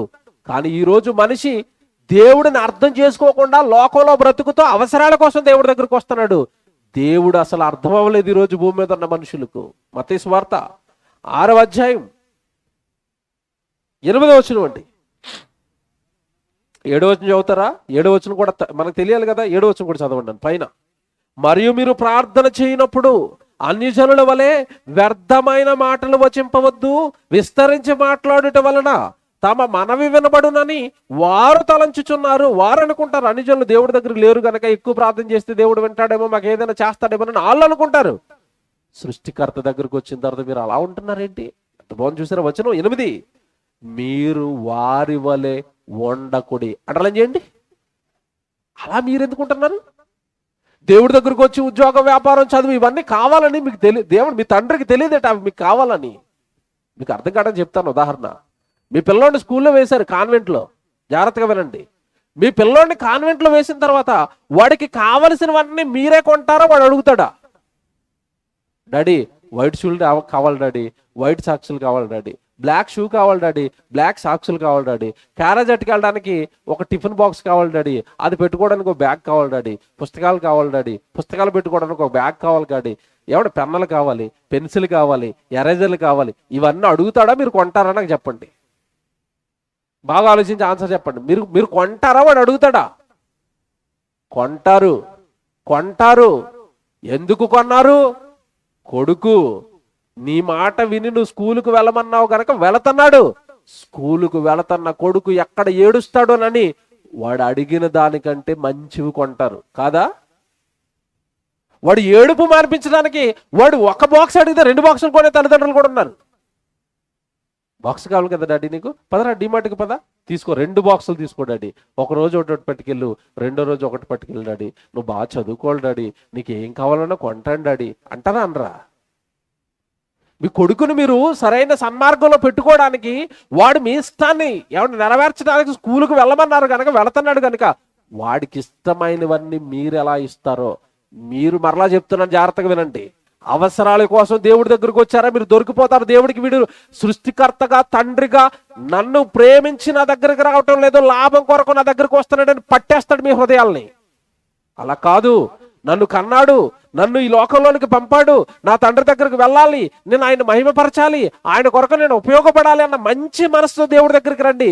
మీకు అక్కరగా ఉన్నవేవో నాకు తెలుసు అన్నాడు అంతే. చూడండి, ఆ వచనం చదువుతున్నారు. మీరు వారి వలె ఉండకుడి. 8వ వచనం. మీరు మీ తండ్రిని అడగక మునుపే మీకు అక్కరగా ఉన్నవేవో ఆయనకు తెలుసు. దేవుడికి ఏం తెలుసట? మీ అక్కరను తెలివా? మీ అవసరతను తెలివా? కొడుకు చిరిగిపోయిన ప్యాంట్ వేసుకుని స్కూల్కి వెళ్తా ఉంటే మీరు చూస్తూ ఊరుకుంటారా? ఆడికి ప్యాంట్ అవసరం అని కొనరా? కొడుకు చిరిగిపోయిన షర్ట్ వేసుకుని స్కూల్కి వెళ్తా ఉంటే అలాగ వదిలేస్తారా? అక్కర్లు వాడి అవసరతను మీకు తెలియదా? దూరం అయిపోయింది డాడీ, స్కూల్కి నడవలేకపోతున్నాను డాడీ అన్నాడు అనుకోండి. ఏం చేయమంటావు కొడుక? సైకిల్ కొనమంటావా? సైకిల్ మీద వెళ్తావారా అని అడుగుతాడు. సైకిల్ వాడికి అవసరమైన సైకిల్ కొన్నారా లేదా? కొన్నారు. వాడికి అవసరమైనవన్నీ మీరు ఇస్తున్నప్పుడు నిజంగా మీరు దేవుడికి అనుకూలంగా దేవుడు చెప్పిన భక్తి మీరు చేస్తున్నప్పుడు మీ అవసరతలు, మీ అక్కరను దేవుడికి తెలియదా? మీరు చెప్పండి, తెలీదా? దేవుడి దగ్గరికి అవసరతల కోసం వస్తున్నారా? దేవుడి దగ్గరికి లాభాల కోసం వస్తున్నారా? అలా అయితే దేవుడు ఇంకా మనకి సరిగా అర్థం అవ్వలేదు. నీ సృష్టికర్త అయినా ఆయన మీద ప్రేమతో రా సన్నిధికి, ఆయన మీద ప్రేమతో చేయి. ఆయనకి ఏం చేసినా నీ పూర్ణ హృదయంతో అన్నాడు బైబిల్లో. ఏమన్నాడు? నీ పూర్ణ హృదయముతో, నీ పూర్ణ మనస్సుతో. ఎక్కడిచ్చారండి పూర్ణంగా? అసంపూర్ణమే కదండి. సగం దేవుడు, సగం లోకం. ఇది భక్తా? మీరు చెప్పండి. దేవుడు ఎంత కష్టపడుతున్నాడు చెప్తాను. వరుసగా రాసుకోండి, ఇవన్నీ వరుసగా రాసుకోండి. మానవ మనుగడ ఈరోజు భూమి మీద కొనసాగాలి అంటే పరలోకంలో ఉన్న కన్న తండ్రి ఎంత కష్టపడుతున్నాడో మీకు చూపిస్తాను. ఏమండి, మనిషి ఏమి లేకపోయినా 1 గంట 2 గంటలో ఒక రోజు బ్రతకగలడేమో కానీ గాలి లేకుండా మనిషి బ్రతుకుతాడండి? బ్రతుకుతాడా? బ్రతకడు. ఏ రోజైనా దేవుడి దగ్గరికి మోకాలు వేసి నువ్వు దేవా ఈ రోజు అంతా నా మొక్కు చుట్టూ గాలి పెట్టదండి స్తోత్రం అని అంటారండి ఎవరైనా? గాలి ఇచ్చినందుకు స్తోత్రం దేవా అన్నారా? అనరు. మీరు ఉద్యోగం అడుగుతున్నారు, వ్యాపారం అడుగుతున్నారు, డబ్బు అడుగుతున్నారు. నేను నేను నేను ప్రార్థన చేస్తాను, దేవుడి దేవాళ్ళు అడిగినవన్నీ ఇచ్చే, గాలి ఒకటే ఆపే తండ్రి అంటాను. ఎలాగుంది ఇది? ఉద్యోగం ఇచ్చేస్తాడండి, వ్యాపారం ఇచ్చేస్తాడండి, డబ్బులు ఇచ్చేస్తాడండి, గాలి ఆపేస్తాడండి. బతుకుతారా? మరి గాలి ఇచ్చినందుకు దేవుడికి కృతజ్ఞత చెప్పవా? గాలి ఇచ్చినందుకు దేవుడికి స్తోత్రాలు చెప్పవా? ఎవరి కృతజ్ఞత కూడికలు మనం ఎప్పుడు పెడతామంటే ఎప్పుడు పెడతాం చెప్పండి. సహజంగా క్రైస్తవ కుటుంబాల్లో కృతజ్ఞత కూడికలు ఎప్పుడు జరుగుతాయి? ప్రమోషన్ వచ్చినప్పుడు, అంతేనా? పిల్లకి పెళ్లి కుదిరినప్పుడు, పిల్లలకు ఉద్యోగాలు వచ్చినప్పుడు, విదేశీ యానానికి ఏమైనా అవకాశాలు వచ్చినప్పుడు కృతజ్ఞత కూడికలు. దావీదు గారు దేనికోసం పెట్టాడు తెలుసా బైబిల్లో? దావీదు గారు దేనికి కృతజ్ఞతాస్తుతులు అన్నాడు తెలుసా? ఇగో దేవా, నా దేహం ఉంది కదా, నా దేహాన్ని తల్లి గర్భంలో పిండంగా ఉన్న నా దేహానికి ఈ రూపం ఇచ్చి తల్లి గర్భంలో నన్ను ఈ భూమి మీదకి పంపించారు కదా, అందును బట్టి నేను నీకు కృతజ్ఞతాస్తుతులు చెల్లించుచున్న. నా అంతరింద్రియములు నీవే కలగజేసేదివి, నా తల్లి గర్భమందు నన్ను నిర్మించిన వాడవు నీవే, అందును బట్టి నేను నీకు కృతజ్ఞతాస్తుతులు చెల్లించుచున్నాను. యాజ్ టీజ్గా బైబిల్ ఉంటుంది 139 కీర్తనలో. 139 కీర్తనలో దావీదు చెప్పిన మాట అండి ఇది. నా తల్లి గర్భంలో నాకు రూపాన్ని ఇచ్చారు తండ్రి, అంతరింద్రియాలు కలగజేశారు తండ్రి, నేను పెండంగా ఉన్న నాకు ఈ చక్కటి దేహాన్ని ఇచ్చి జీవితాన్ని ఇచ్చి భూమి మీద దావీదు అన్న ఒక పేరుతో ఈ రోజు ప్రజలు నన్ను చూస్తున్నారు అన్న, నేను ఈ రోజు లోకంలో బ్రతుకుతున్నాను అన్న, అది మీ వలన కదా తండ్రి, అందును బట్టి కృతజ్ఞతాస్తుతులు తండ్రి అన్నాడు. దేహాన్ని బట్టి దేవునికి స్తుతులు చెప్పాడు. ఈరోజు దేహం ఇచ్చింది దేవుడు. ఎప్పుడో మర్చిపోయారండి. దేహంలో అనారోగ్యం తండ్రి, దేహానికి ఉద్యోగం తండ్రి, దేహానికి కారు తండ్రి, దేహానికి బంగారం తండ్రి, దేహానికి ఇల్లు తండ్రి ఎడిగో తప్ప దేహం గురించి ఎప్పుడైనా స్తోత్రాలు చెప్పావా? దేహాన్ని చూసుకుని దేవుడికి ఎప్పుడైనా కృతజ్ఞతాస్తుతులు చెల్లించావా? ఇవి చేయటం లేదండి. ఈ దేహం భూమి మీద బ్రతికి బట్ట కట్టడానికి పరలోకంలో ఉన్న కన్న తండ్రి పడుతున్న కష్టాలన్నీ చూపిస్తాను, రాసుకోండి జాగ్రత్తగా. కీర్తనల గ్రంథం, గాలి కోసం దేవుడు ఎంత ప్రయాసపడుతున్నాడో ఒక మాట చూపిస్తానండి. కీర్తనల గ్రంథం 135 కీర్తన 7వ వచనం మీరు చూడండి. కీర్తనల గ్రంథం 135 కీర్తన 7వ వచనం అందరు తీయండి, చాలా జాగ్రత్త చదవాలి ఇది. కీర్తనల గ్రంథం 135 కీర్తన 7వ వచనం చదువుతున్నారు. భూ దిగంతముల నుండి ఆవిరులేవజేయువాడు ఆయనే, వాన కురియునట్లు మెరుపు పుట్టించువాడు ఆయనే, తన నిధులలో నుండి గాలిని ఆయన బయలు వెళ్ళ చేయును. ఆవిరిని పుట్టిస్తున్నాడట, వర్షాలు పుట్టిస్తున్నాడట, గాలిని బయలు వెళ్ళ చేస్తున్నాడట. ఇవన్నీ చేస్తే మనిషి బ్రతుకుతుంటే దేవుడు పడుతున్న ఈ కష్టాన్ని పక్కకు పెట్టాడు. గాలిచ్చింది దేవుడు మర్చిపోయాడు. వర్షాలు ప్రతి సంవత్సరం పడుతున్నాయంటే దేవుడు మర్చిపోయాడు. ఇవన్నీ మర్చిపోయాడు. దేహం దేవుడిది, అందులో ఉన్న ఆత్మ దేవుడిది, ఆయుష్ దేవుడిది, ఆరోగ్యం దేవుడిది, ఆహారం దేవుడిది, గాలి దేవుడిది, నీళ్లు దేవుడివి, ఉంటున్న నేల దేవుడిది, పైన చూస్తున్న ఆకాశం దేవుడిది, పొద్దున్నే వస్తున్న సూర్యుడు దేవుడు. ఎంత కష్టం ఆయన వెనకాల పడుతుంటే, బాబు మా కోసం ఎంత కష్టపడుతున్నారు కదా దేవా, మీరు ఎలా ఉన్నారు తండ్రి అని కష్టపడుతున్న దేవుడి మీద ప్రేమతో ప్రార్థన చేసే వాళ్ళు తక్కువ. ప్రార్థనలు కూడా దేనికోసం చేస్తున్నారు తెలుసా? ప్రార్థనలు కూడా దేనికోసం చేస్తున్నారు తెలుసా? ఇంత శ్రమ మా కోసం కష్టపడుతున్నారు తండ్రి, మీకు స్తోత్రం అని ప్రార్థన చేసేవాళ్ళు లేరండి. దేవుడిని దేవుడిగా ప్రేమించేవాళ్ళు లేరండి. మీకు బాగా అర్థమయ్యేటట్టు చెప్తాను, వినండి. ఉదాహరణ చెప్తాను. తండ్రి కుటుంబానికి నాయకుడు, కుటుంబానికి పెద్ద తండ్రి ఉదయాన్నే లేచి వెళ్ళిపోతాడండి. ఉదయాన్నే లేచి వెళ్ళిపోతాడు పనికి. తాపి పని చేస్తున్నాడు అనుకోండి, ఉదయాన్నే లేచి వెళ్ళిపోయాడు. అప్పటికి ఇంకా పిల్లలు లేగరు. కొన్ని ఇళ్లలో అయితే భార్య లేవదు అప్పటికి. ఉదయాన్నే లేచి వెళ్ళిపోతాడండి. లేచి వెళ్ళిపోయిన తర్వాత ఏమంటే ఉదయం 8 గంటలకో 9 గంటలకో పనెక్కితే 12 నిజంగా ఒళ్ళు హోనం అయిపోయేలాగా పని, బరువులు మోస్తాడు, ఇటకలు ఎత్తుతాడు, సిమెంట్ ఎత్తుతాడు. ఆ రెక్క పొద్దు నుంచి సాయంత్రం కిందకి దిగేంత వరకు ఆ రెక్క ఆడుతూనే ఉంటుందండి. ఆ చెయ్యలాగా ఆడుతూనే ఉంటుంది. చూడండి, ఏ పని చేసినా తాపి పని చేస్తున్న వాళ్ళు చెయ్యి చూడండి ఆడుతూనే ఉంటుంది. ఏ పనైనా అంతే, వాళ్ళ రెక్క ఆడాలండి సాయంత్రం వరకు.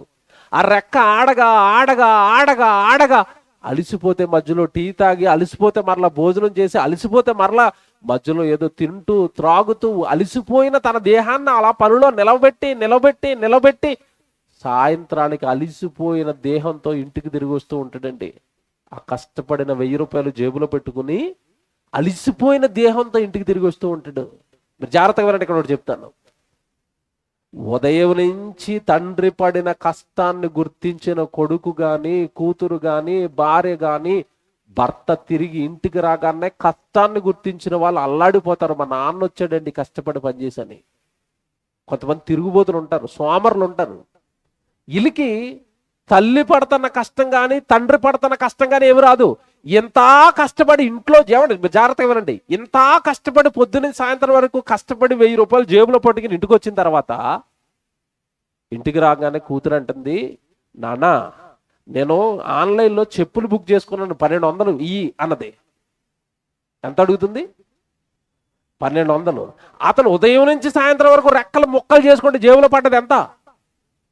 1000 రూపాయలు పడ్డది. కూతురు ఇంటికి వచ్చేసరికి ఎంత అడుగుతుంది? 1200. నిజంగానండి, తండ్రి ప్రేమను బట్టి ఒక మాట అంటాడు, అంత డబ్బులు ఎందుకమ్మా, 200 కొనుక్కోవచ్చు కదా అంటాడు. ఆవిడకేం తెలుస్తుంది బాధ?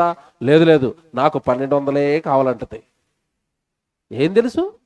ఒకరోజు పనిలో పెట్టి నడ్డు అంగకొడితే కదా కష్టం తెలిసేది. 1200 బుక్ చేస్తుంది, ఇంట్లో కూర్చుని 2000 బుక్ చేస్తుంది, అక్కడ నడుము వంచితే తెలుస్తుంది కష్టం. తెలియదు కదండి. 1200 బుక్ చేస్తారు, 200 బుక్ చేస్తారు, 3000 అంటారు, 4000 అంటున్నారు, 6000 అంటున్నారు, 10,000 అంటున్నారు. వెళ్ళి సంపాదించి 1000 రూపాయలు తెలుస్తుంది కష్టం విలువ. ఏమండి, నిజంగా తండ్రి మంచోడైతే బతిమాలుకుంటాడు, అమ్మ నా దగ్గర 2 డబ్బులు లేవమ్మా, ఇంకో చెప్పులు కొనుక్కోమ్మా. ఇంకా కొంతమంది తండ్రులు ఏం చేస్తారంటే ప్రేమ తట్టుకోలేరు కదండి, పోలేండి ఇంకో చోట ఎక్కడో 200 అప్పు చేస్తాడు, 1200 కూతురికి ఇస్తాడు. మరలా వెళ్ళి దేవుడు అప్పు చేసిన 200 కోసం, తర్వాత రోజు కూలి కోసం, మరలా తర్వాత రోజు ఇవి లేవదు, మళ్ళా వెళ్ళిపోతాడు పనికి, మళ్ళా పడుతున్నాడు అక్కడ కష్టం. ఏమంటే ఈరోజు భూమి మీద ఉన్న మనుషులు పడుతున్న కష్టాన్ని కళ్ళ ముందు మీకు జరుగుతుంది కనుక కష్టాన్ని గుర్తించి, అమ్మో మా నాన్న కష్టపడ్డాడండి, మా అమ్మ కష్టపడ్డదండి, అందుకేనండి ఈరోజు ఈ స్థితిలో ఉన్నామని కష్టాన్ని ఎరిగిన పిల్లలు తర్వాత చెప్పుకుంటుంటే, నేను ఈరోజు మిమ్మల్ని అడుగుతున్నాను, తల్లి కష్టం అర్థం చేసుకున్న నువ్వు, తండ్రి కష్టం అర్థం చేసుకున్న నువ్వు, పరలోకంలో ఉన్న దేవుడి కష్టం ఏమైనా అర్థమైందా? రెక్కలు ముక్కలు చేసుకుని కష్టపడుతున్నాడు దేవుడు మనుషుల్ని పెంచడానికి. ఇది ఎవడు అర్థం చేసుకున్నాడండి? ఆవిరి లేవ చేస్తున్నాడట, గాలిని పంపిస్తున్నాడట, వర్షాలను కురిపిస్తున్నాడట. ఎవడు వర్షాలు కురవటం అనేది సామాన్యమైన విషయం అనుకుంటున్నారా?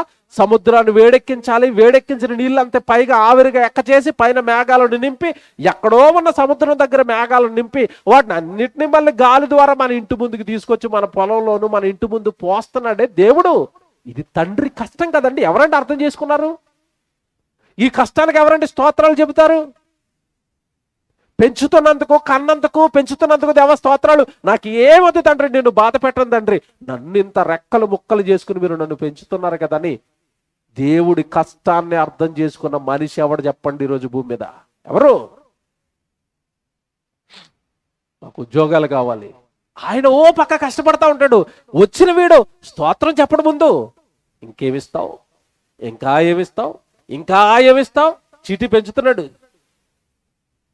డిమార్ట్కి వెళ్ళినప్పుడు ఆడపిల్లలు రాస్తారు చూడండి, పొడుగు చీటీ, కిరణ పట్టి, అలా రాస్తున్నాడు దేవుడి దగ్గరికి వచ్చి, అది కావాలి, అది కావాలి, అది కావాలి, అది కావాలి. అలిసిపోతున్నాడే, అర్థం అవటం లేదా?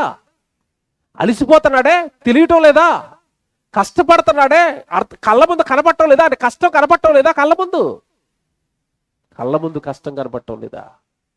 ఒక మాట చెప్పనండి, గుండె తరుక్కుపోద్ది మీకు.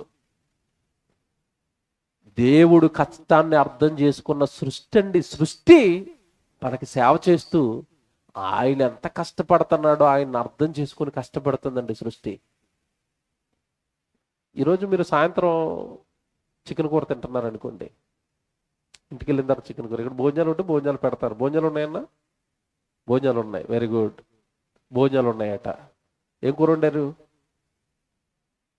సాంబార్ వండారటండి. జాగ్రత్తగా వినండి, గోంగూర చట్నీ సాంబార్ ఉందట. బాగా వినండి, గోంగూర చట్నీ చేశారు అంటే చట్నీ కింద బలైపోవడానికి ఈరోజు ఏం చచ్చిపోయినాయి చెప్పండి? గోంగూర చెట్లు చచ్చిపోయాయి. తెలుసు లేదు మీకు? చెట్లకు ప్రాణం ఉందని సైన్సిస్ట్ చెప్పాడు, కావాలంటే సైన్స్ని అడగండి. చెట్లకి ఏముందట? ప్రాణం ఉంది. ప్రాణం ఉన్న గోంగూర చెట్లు ఈరోజు మనకు ఆహారం అవడానికి ఏమైపోయాయి? ఏమిటి, ప్రాణం ఉన్న చెట్టును అలా కోసేస్తుంటే ఆడపిల్లలు గోంగూర తుంచినప్పుడు ఇలా తుంచుతారండి ఇలాగా. దానికి ప్రాణం ఉన్నప్పుడు నిన్ను ఎవడైనా వచ్చి ఇలా తుంచేస్తూ ఉంటే నీకు ఎలాగుంటుంది? ఎలాగుంది? పెయిన్ రావటం లేదు, బాధ రావటం లేదు. చెట్లకు ప్రాణం ఉంది, జీవికి ప్రాణం ఉంది. మీరు ఎప్పుడైనా చికెన్ షాప్కి వెళ్ళినప్పుడు చికెన్ ఇవ్వండి, కిలో చికెన్ ఇవ్వండి అనగానే ఆయన ఏం చేస్తాడు? చికెన్ షాప్ అయినా కోడిని ఇలా పట్టుకుని లేవదీస్తాడండి. నేను చాలాసార్లు చూశానండి.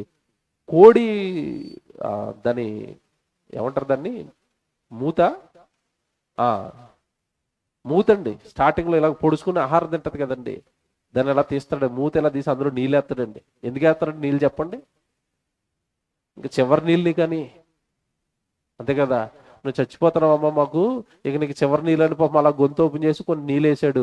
గొంతు నీళ్ళు వేసాడు, అలా మోస్తాడంటే అక్కమని పీక్కు వేసాడు. పీక్ కోసి అలా ఏమంటే ఆ డబ్బాలో వేస్తాడండి. మీరు చూసారు లైవ్లో చూడండి వెళ్ళి.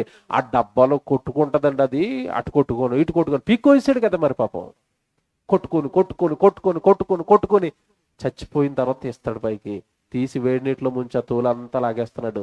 ప్రాణం తీసేసాడా? తెలీదా? తీసాడు. జాగ్రత్తగా వినండి చెప్తాను. అలాంటివి ఒక ప్రాణం అలా కళ్ళ ముందు అల్లాడుతుంటే నీకు అదో రకంగా ఉంది కదా. ఈరోజు హైదరాబాద్లో అలాంటి కోళ్ళు ఎన్ని చచ్చిపోయి ఉంటాయి మీరు లెక్కేయండి. లెక్కలేనన్ని కోళ్ళు, లెక్కలేనన్ని మేకలు, లెక్కలేనన్ని జంతువులు మనుషుల కోసం ప్రాణాలు పెడుతున్నాయండి. ఆ బాధ అర్థం అవటం లేదు. నిన్ను పెంచడానికి ఒక పక్క మొక్కలు, నిన్ను పెంచడానికి ఒక పక్క జీవులు ఎందుకు బలైపోతున్నాయి తెలుసా?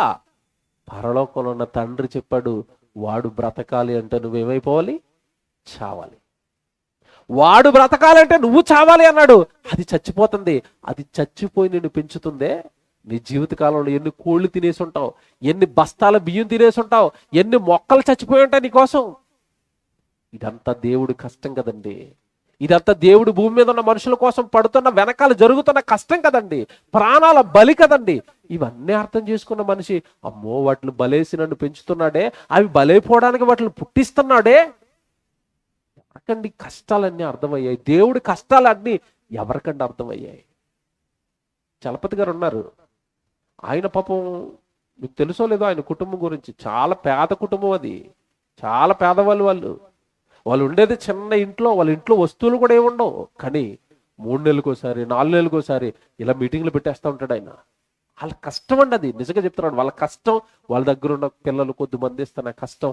₹1,000 ఎందుకు వచ్చి పెడతారు తెలుసండి? చాలా మందికి తెలియదు ఇది. మా తండ్రి మా కోసం కష్టపడుతున్నప్పుడు మా కష్టార్జితంతో చిన్నగా ఆయనకి ఏదో సంతోషం ఇవ్వాలి కదా. 2 రోజులు మీటింగ్ పెట్టి ఆయన ఆనంద పెట్టడానికి ఇవి, ఆయన సంతోష పెట్టడానికి ఇవి. ఆయన ఏమి అడగటం లేదు వాళ్ళు, ఆయన ఏం బాధ పెట్టడం లేదు వాళ్ళు. మాకు ఉద్యోగాలు ఇయ్యి, మాకు సంపాదన ఇయ్యి, మేము ఇంకా మేడలు కట్టుకోవాలి, మిద్దులు కట్టుకోవాలి. ఉండడానికి ఇల్లు లేదు, తినడానికి సరైన తిండి లేదు. వాళ్ళు నడిపించే చర్చ్ ఒక హాలు, ఒక చిన్నపాటి స్కూల్లో చర్చను నడిపిస్తూ చిన్నపాటి సంఘాన్ని పెట్టుకుంటూ వచ్చిన కూడగట్టుకున్న డబ్బులతో ఎందుకండి ఇలాంటి సభలు పెడతారో తెలుసండి? ఎందుకో తెలుసండి? ఏవి దేవుడిని బాధ పెట్టకూడదు. ఇక మన కోసం ఆయన చాలా కష్టపడుతున్నాడు. సాధ్యమైతే ఆయన కష్టాన్ని ఆయన పిల్లలకి చెప్పాలి. That's it. ఆయన కష్టాన్ని ఆయన పిల్లలకి చెప్పాలి. ఆయన కష్టం చెప్పాలి. ఆయన కష్టం చెప్పాలి. అర్థమైంది వాళ్ళకి. దేవుడు వాళ్ళకి అర్థమయ్యాడండి. దేవుడు మాకు అర్థమయ్యాడండి. మళ్ళీ గర్వంగా చెప్పుకున్న సభాముఖంగా దేవుడు మాకు అర్థమయ్యాడు. కష్టపడుతున్నాం, మా కష్టార్జితాన్ని పెడుతున్నాం, మా పిల్లలు కష్టపడతారు, మా సంఘం కష్టపడుతుంది. కష్టపడుతున్నాం. దేవుడిని ఏమి అడగటం లేదండి. చాలు దేవా, జీవితాలు ఇచ్చారు, తిండి ఇచ్చారు, బట్టలు ఇచ్చారు, చక్కటి కుటుంబాలు కట్టారు, మిమ్మల్ని ఏమీ బాధ పెట్టం. మీ గురించి సమాజానికి మా వలన అయినది చేస్తాం, చెబుతాం నీ గురించి. దేవుడు అర్థమైనలా ఉంటాయండి జీవితాలు. దేవుడు అర్థమైన వాళ్ళ మాటలు ఎలా ఉంటాయండి. దేవుడు అర్థమైన వాళ్ళ జీవితాలు ఎలా ఉంటాయండి. దేవుడి కష్టం మనిషికి అర్థం అవ్వాలి. ఈరోజు ఒక సందర్భం చూపిస్తానని ముగించేస్తాను, ఇక టైం అయింది, రేపు చెప్తాను. బైబిల్లో యోబు అని ఒక భక్తుడు ఉంటాడు, మీ అందరికీ తెలుసు. చాలా ఉన్నతంగా దేవుడు దీవించాడు, గొప్ప చేశాడు, సంతానాన్ని ఇచ్చాడు, ఆస్తినిచ్చాడు, పశువుల్ని ఇచ్చాడు, గొప్పగా ఆ ప్రాంతంలో తొలతూగుతున్నాడండి. అపవాది శోధించాలనుకుంది, అవకాశం అడిగింది, దేవుడు అవకాశం ఇచ్చాడు. దేవుడు అవకాశం ఇవ్వగానే శోధనలోకి వెళ్ళిపోయాడు. ఆస్తి అంతా పోయింది. గాడిదలు పోయాయి, ఒంటెలు పోయాయి. తన గర్భాన పుట్టిన పిల్లలందరూ కూడా ఒకే రోజు చచ్చిపోయారు. జీవితం సడన్ గా అప్పటి వరకు నవ్వుతూ ఉన్న కుటుంబం, అప్పటి వరకు ఆనందంగా ఉన్న కుటుంబం, అప్పటి వరకు సంతోషంగా ఉన్న కుటుంబం, అప్పటి వరకు ఆ ప్రాంతంలో ధనవంతులుగా గొప్ప వాళ్ళుగా అందరి చేత కీర్తింపబడుతున్న కుటుంబం సడన్ గా కుదేలైపోయిందండి. కుదేలైపోయేసరికి ఉన్నదంతా పోయింది. పిల్లలు లేరు, భార్య యోబు ఇద్దరే మిగిలారు. అవును, నిజంగా ఒక్క ఆశ్చర్యపోయే మాట అంటాడండి. యోబు ఆ పరిస్థితుల్లో ఉండి కూడా భార్య అంటుంది, ఇంకెందుకండి యథార్థత, ఇంకెందుకండి భక్తి, దేవుడికి భక్తి చేసి మనకి మిగిలింది ఏంటండి, పిల్లలు చచ్చిపోయారండి, ఆస్తి పోయిందండి, మనకి మిగిలింది ఏంటండి, ఎందుకండి ఈ భక్తి, ఎందుకండి ఈ జీవితం అంటుంటే యోబు ఒక మాట మాట్లాడతాడు. దేవుడు అర్థమయ్యాడు యోబుకి, మనలాంటి గాలి భక్తి కాదైంది, మళ్ళా అవసరాల కోసం దేవుడి పైన కట్టుకున్న భక్తి కాదైంది, అవసరాల కోసం దేవుడి దగ్గరకు వచ్చిన వ్యక్తి కాదు యోబు. దేవుడు సృష్టికర్త అని, నన్ను కన్నాడు అని, నన్ను పెంచుతున్నాడు అని, శ్రమైనా, శోధనైనా, కష్టమైనా, కన్నీరైనా, వేదనలైనా ఏ వచ్చినా సరే దేవుళ్ళో నిలబడాలి అని దేవుడిని అర్థం చేసుకున్న వ్యక్తి మాటలు ఎలా ఉంటాయి చెప్తాను ఇప్పుడు. యోబు గ్రంథం అందరు తీయండి. యోబు గ్రంథం 1వ అధ్యాయం 21వ వచనం చూడండి. యోబు గ్రంథం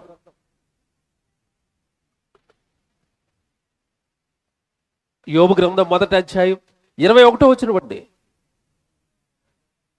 నేను నా తల్లి గర్భములో నుండి దిగంబరినై వచ్చి తిని, దిగంబరినై అక్కడికి తిరిగి వెళ్ళదను, యెహోవా ఇచ్చాను, యెహోవా తీసుకొని పోయాను, యెహోవా నామమునకు బాబా బాబా స్తుతి కలుగునుగాక. ఇచ్చింది దేవుడే, తీసుకున్నది దేవుడే. ఇచ్చినప్పుడు స్తోత్రాలు చెప్పాను, తీసుకున్నప్పుడు తిట్టాలా? అందంగా, ఆనందంగా, సంతోషంగా ఉన్నప్పుడు దేవా స్తోత్రం అని, బాధలు, కన్నీళ్లు, కష్టాలు రాగానే దేవుడిని విడిచిపెట్టి లోకంలోకి వెళ్ళిపోవాలా?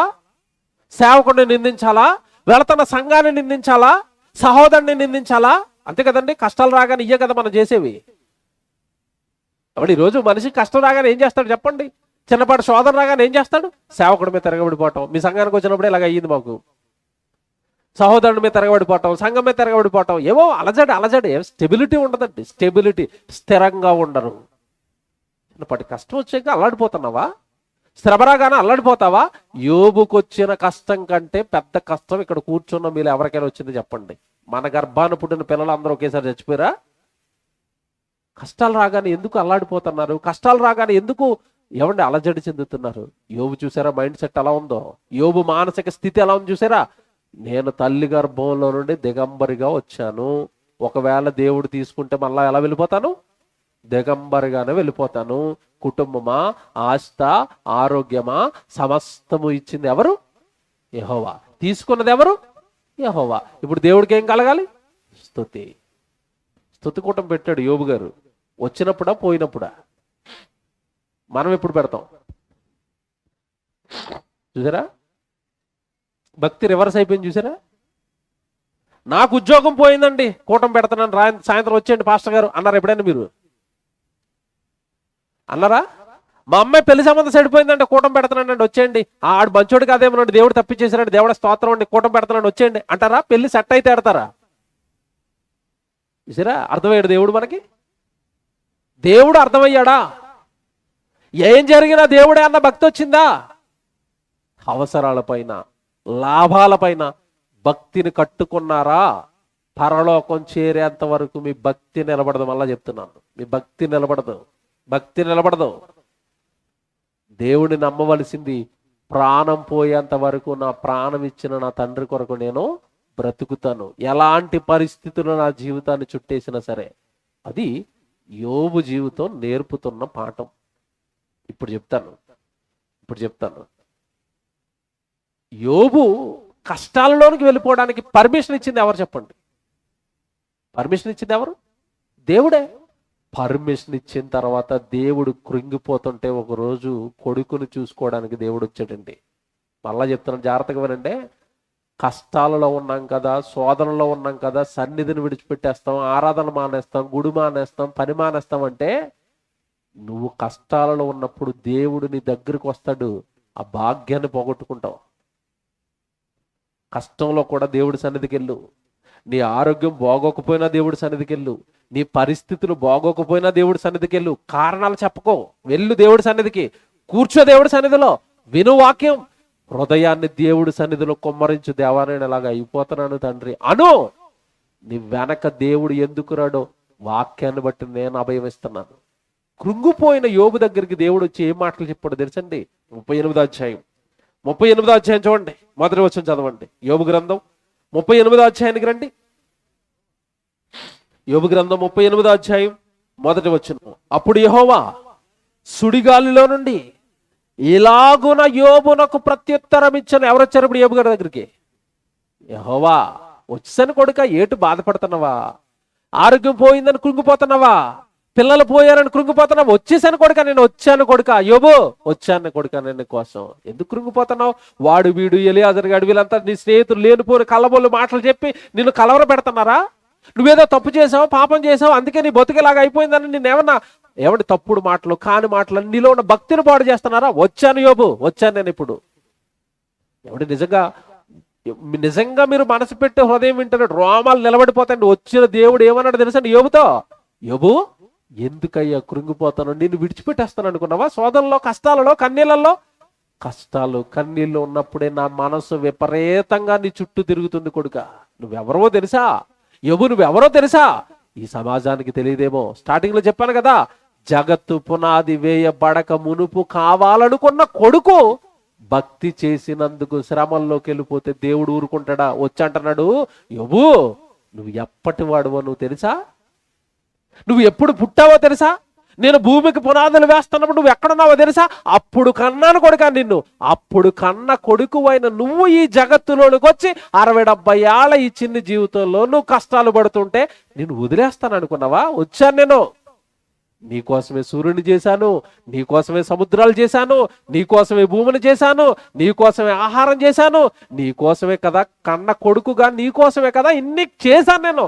ఇన్ని చేసిన తండ్రిగా నిన్ను కష్టాలలో వదిలేస్తానని ఎలాగనుకున్నావు?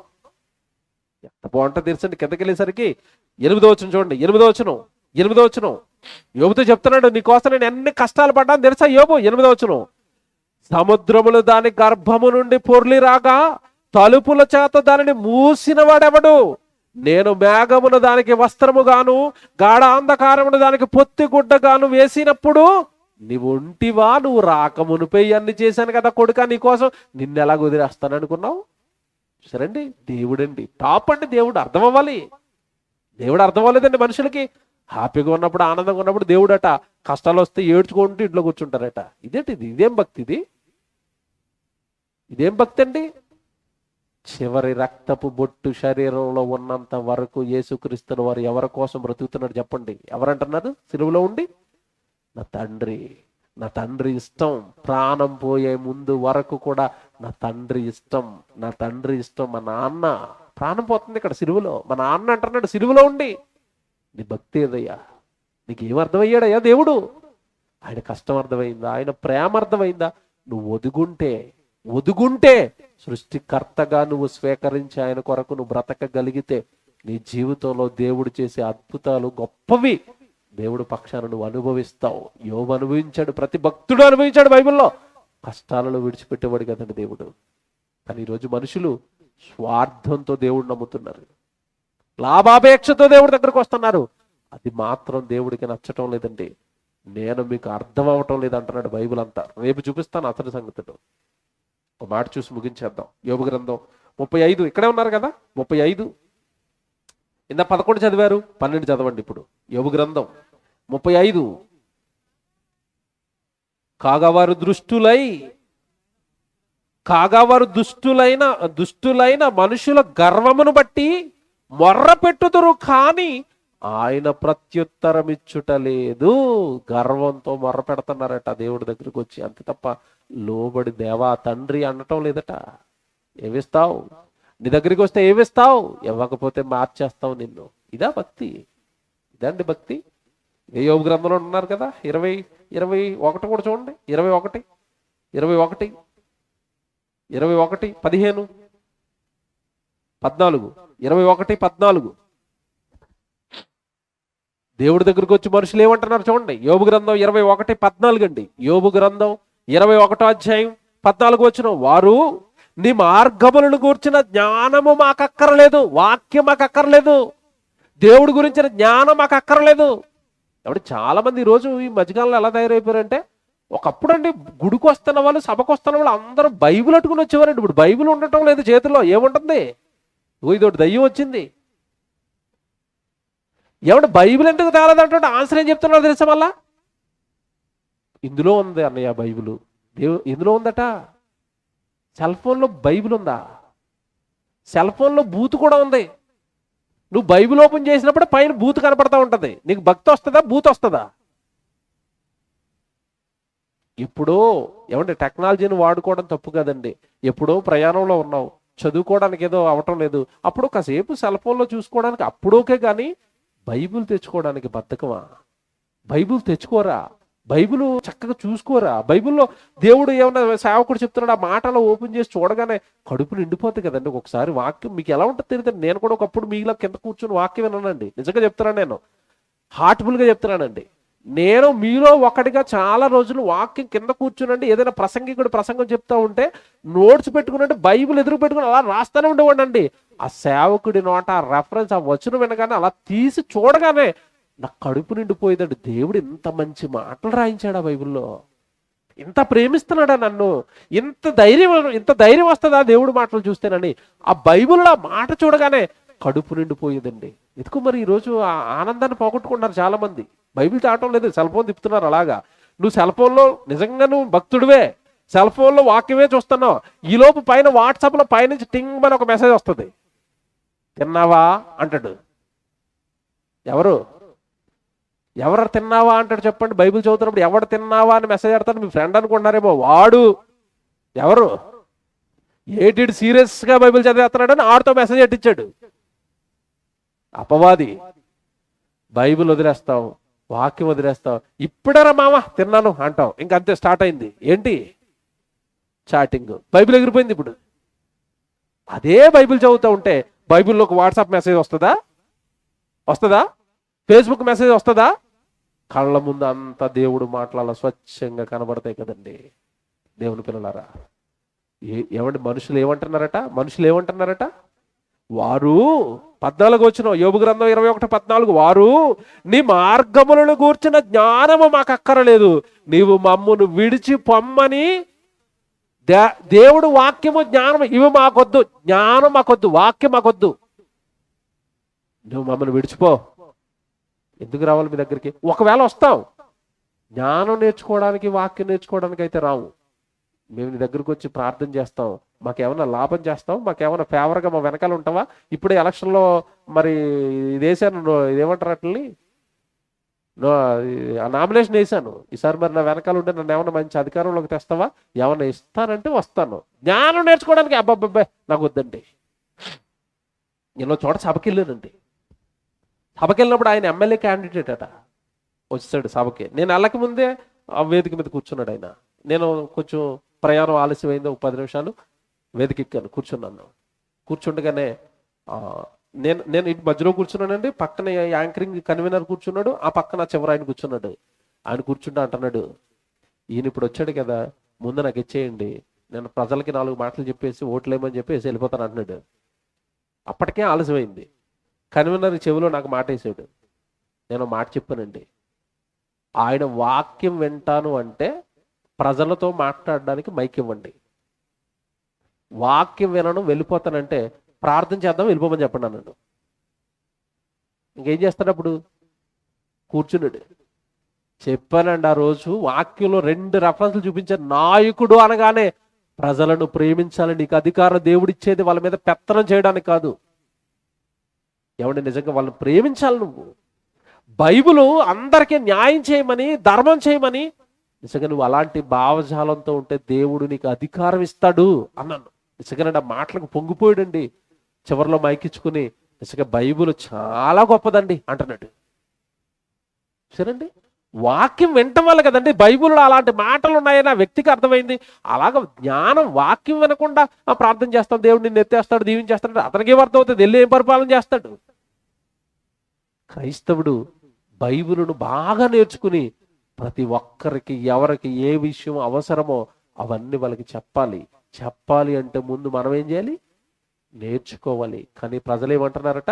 నీ మార్గములను గూర్చిన జ్ఞానం వాక్యం మాకు అక్కర్లేదు, వాక్యం అక్కర్లేదు. మరి ఏం కావాలి? చూడండి, కింద చెప్తారు వాళ్ళే, నీ మార్గములను గూర్చిన జ్ఞానం మాకు అక్కర్లేదు, నీవు మమ్మల్ని విడిచిపోమ్మని దేవునితో చెప్పుదురు. 15 మేము ఆయనను సేవించుటకు సర్వశక్తుడగు వాడు ఎవడు? మేము ఆయన గూర్చి ప్రార్థన చేయుట చేత మాకేమి లాభము కలుగును? వచ్చి ప్రేరణ చేస్తావు, ఏమిస్తాడు అడగండి. ఎవరితో చేసుకున్నావయ్యా ఈ ఒప్పందాలు? దేవుడికి ప్రార్థన చేయుట చేత మాకు ఏమి లాభము కలుగును? లాభం కలిగితే ప్రార్థనకు వస్తావా? లాభం కోసం దేవుడి దగ్గరికి వస్తావా? వ్యాపారం చేస్తున్నావా దేవుడితో? నాన్నని మర్చిపోయావా? నీకు ఊపిరి ఉందంటే, నీకు ఆయుష్ ఉందంటే, నీకు ప్రాణం ఉందంటే కారకుడు ఆయనను మర్చిపోయి ఆయనతో లాభసాటి వ్యాపారాన్ని ప్రారంభించావా? దేవుడేం అర్థమయ్యాడు చెప్పండి జనాంగానికి, ప్రజలకు దేవుడేం అర్థమయ్యాడు చెప్పండి. నేను మళ్ళా చెప్తున్నాను, నువ్వు ఎవరిని ఉద్దేశించి చెప్పడం లేదండి, దేవుడు మనసు అర్థం చేసుకున్నవాడిగా చెప్తున్నాను. తండ్రిగా ఆయన్ను నమ్మండి. లాభాల కోసం దేవుడికి దగ్గరికి భక్తి చేశారా, ఆ భక్తిని దేవుడు అసహించుకుంటాడు. చూస్తున్నారు కదా ఇప్పుడే మీరు. ఆయన దగ్గరికి వచ్చి ప్రార్థన చేస్తే మాకు ఏమి లాభము కలుగును అంటారట. అలాంటి వాళ్ళకు అసహ్యులు, అలాంటి వాళ్ళకు అసహ్యం అన్నాడు దేవుడు. కన్న తండ్రినండి. ఎవడు? మీ నాన్న ఉంటాడండి. మీ నాన్న ఉంటాడు, మిమ్మల్ని కనిపించాడు. నాన్న దగ్గరికి ప్రేమతో వెళతారా? నాన్న దగ్గరికి వెళ్తే ఏదో ఇస్తాడా వృద్ధాప్యంలో అని అతని దగ్గర నుంచి ఇంకా లాక్కోవడానికి వెళ్తారా? నాన్న కదండి, వృద్ధాప్యానికి వచ్చాడు కదా, కన్నాడు కదా, మమ్మల్ని పెంచాడు కదా, విద్యాబుద్ధులు చెప్పించాడు కదా, వంగిపోయాడు, మూలన పడిపోయాడని నాన్న మీద ప్రేమతో కదండి వెళతాం, అమ్మ మీద ప్రేమతో కదండి వెళతాం. మరి దేవుడి దగ్గరికి వచ్చేసరికి ఎందుకు ఇది వస్తుంది? లాభం లాభం లాభం. ఏంటిది? భక్తి సరైందా? ఇలాంటి వాళ్ళకి దేవుడు అర్థమయ్యాడా? ఈ జీవితకాలం మట్టుకే లోక సంబంధమైన వాటి కోసమే దేవుడిని కనుక నువ్వు నమ్ముతాను అంటే దేవుడు అర్థం అవ్వలేదని అర్థం.